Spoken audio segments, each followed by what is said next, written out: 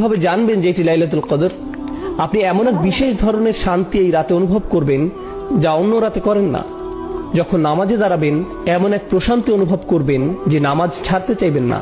এমন শান্তি অন্য কোনো সময় অনুভব করেননি। সম্পূর্ণ অস্বাভাবিক এক আধ্যাত্মিক অভিজ্ঞতা যা আল্লাহ লাইলাতুল কদরের এই রাতে বিশ্বাসীদেরকে দান করেন।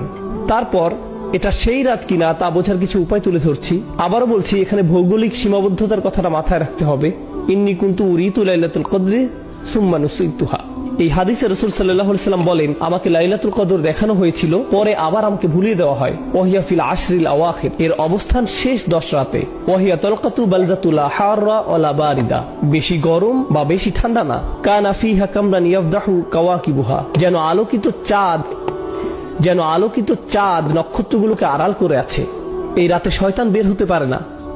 হাত্তা ইয়াখরুজু ফাজরুহা, অর্থাৎ ফজর পর্যন্ত কোনো শয়তান বের হতে পারে না।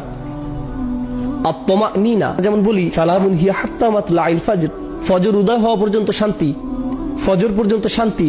এর অর্থ হলো মানুষ এই রাতে অস্বাভাবিক শান্তি অনুভব করে। তারাবিতে যোগ দিলে দেখবেন এই রাতে কেউ বিরক্ত হয় না, কেউ হাত পা নেড়ে কোনো বিরক্তি প্রকাশ করে না, বাচ্চারাও দুষ্টামি করছে না।